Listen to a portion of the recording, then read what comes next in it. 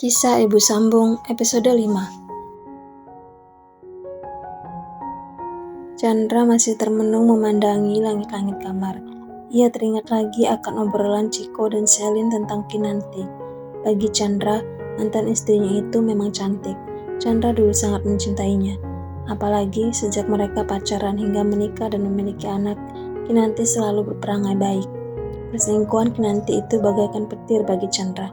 Seandainya Kinanti tak pernah berselingkuh, mungkin pernikahan mereka akan baik-baik saja hingga sekarang.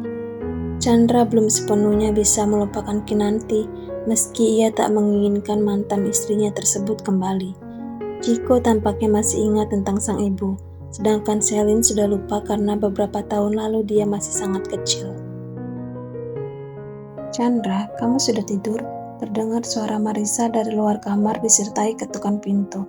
"Belum, Bu. Kenapa?" "Kalau belum tidur, Ibu ingin bicara sebentar denganmu di ruang tengah," ujar Marisa. Setelah itu, tak terdengar lagi suara Marisa. Chandra menghela napas dan segera beranjak meninggalkan kamarnya. Sebenarnya ia sudah malas beringsut dari tempat tidur, tetapi ia tetap menuruti perintah sang ibu.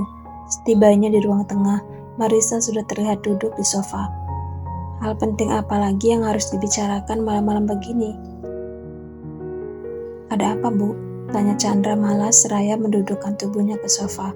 "Jadi, bagaimana penilaianmu terhadap Camelia?" Marisa langsung memulai pembicaraan.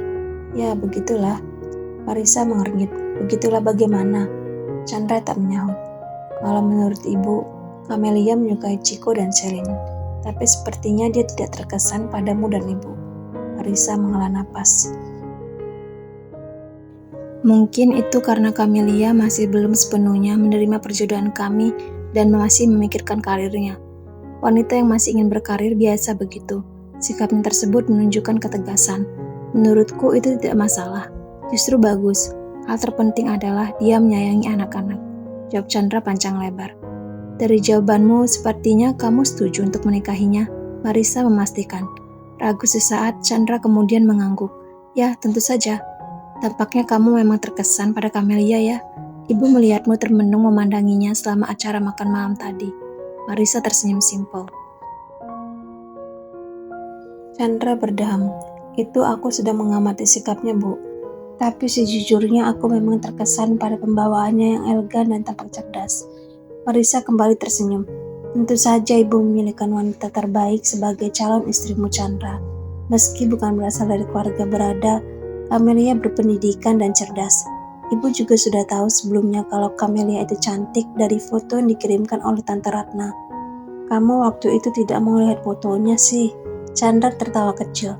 "Aku tidak mempermasalahkan fisiknya, Bu, dan tentu saja karena aku sudah percaya pada pilihan Ibu." Senyum Marisa semakin lebar mendengar pujian Chandra akan kepiawaiannya dalam memilih calon istri bagi putranya itu. Meski begitu, Marisa tetap harus memberikan sejumlah uang terima kasih untuk perjodohan ini atas permintaan Ratna. Chandra yang mengeluarkan uang itu dan tampaknya ia memang tak mempermasalahkan hal tersebut. "Oh ya, Bu, bicara tentang foto, apakah Ibu tidak pernah menunjukkan foto Kinanti pada Selin?" Selin bilang bahwa dia sudah lupa wajah mamanya. Chandra berkata ragu. Marisa mengerutkan kening mendengarkan pembicaraan Chandra yang merubah topik secara tiba-tiba. Apalagi ini tentang Kinanti, mantan menantu yang sudah dibencinya.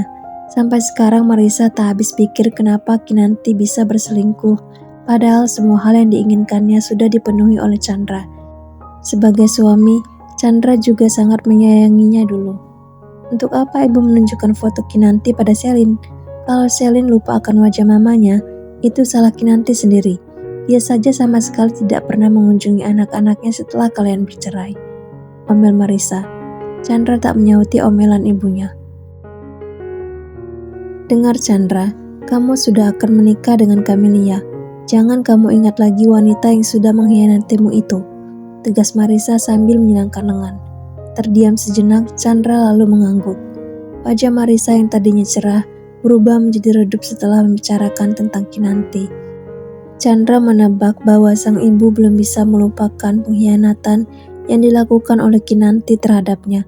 Tak lama, Marisa pun beranjak dari duduknya. meninggalkan Chandra yang masih termenung seorang diri di sofa ruang tengah tersebut.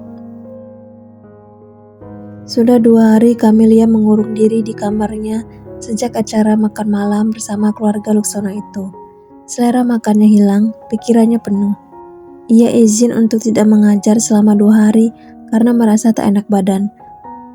Biasanya, ia tak pernah seperti itu. Ia selalu semangat mengajar, namun rasa suntuk dan sedih benar-benar meliputinya saat ini. Camelia, keluarlah. Kalau kamu sakit, kamu harus makan. Bukannya malah mengurung diri di kamar terus. Suara Ratna terdengar dari luar kamar. Camelia sedikit pun tak menyahut. Namun, akhirnya dia beranjak keluar kamar juga karena sang ibu tak berhenti mengomel. Di meja makan telah tersaji berbagai macam menu makan siang yang menggugah selera, tetapi Camelia sama sekali tak ingin menyentuhnya. Ratna geleng-geleng kepala melihat sikap anak gadisnya itu. "Lia, nanti semua makanan ini dingin, cepat makan," perintah Ratna lagi. Ragu sejenak, Camelia kemudian membuka suara. "Ma, apakah boleh pernikahanku dengan Chandra Luksono itu dibatalkan saja?" "Apa kamu bilang? Jangan macam-macam kamu, Lia. Rencana pernikahanmu dengan Chandra sudah matang. Hanya tinggal menentukan tanggal pernikahan. Jangan bikin malu Mama. Apalagi Nyonya Marisa sudah memberikan uang pada Mama." Ratna mengomel panjang dan sesaat kemudian menyesali kalimat terakhirnya. "Oh, jadi semua ini hanya demi uang. Mama tega sekali padaku. Mama mengorbankanku demi keinginan Mama untuk mendapatkan uang." Tukas Camelia meluapkan amarahnya. "Sudahlah Lia, Mama sudah lelah berdebat denganmu tentang ini. Kamu kan kemarin sudah setuju. Kenapa sekarang berubah pikiran lagi? Lagi pula, pernikahan ini demi kebaikanmu juga, Lia. Percayalah pada Mama." Ratna berusaha membujuk. Camelia tersenyum sinis. "Pernikahan ini bukan demi kebaikanku, tapi karena Mama egois dan tega pada anak sendiri. Keputusan ini sudah bulat. Kamu harus tetap menikah dengan Chandra. Kalau kamu masih membangkang, jangan anggap Mama sebagai ibumu lagi," ancam Ratna. Hati Camelia hancur mendengarkan perkataan Ratna. Ia tak pernah menyangka ibunya akan setega itu pada anak sendiri.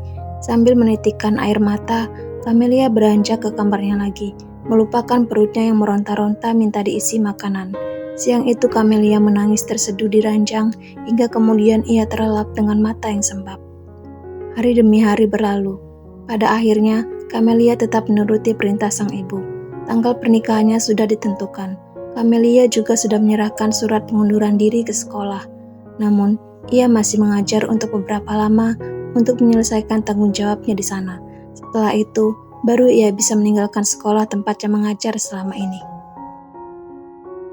"Ya Tuhan, kuatkanlah aku," bisik Camelia dalam doanya. Teman-teman mengajar Camelia sempat terkejut tentang pemberitahuan Camelia yang tiba-tiba tentang pernikahannya. Namun, Camelia lebih terkejut dengan takdir hidupnya sendiri. Kini Camelia sudah meninggalkan profesinya sebagai guru dan bersiap menyandang status sebagai seorang istri bagi Chandra Luksono dan ibu bagi kedua anak dari pria tersebut.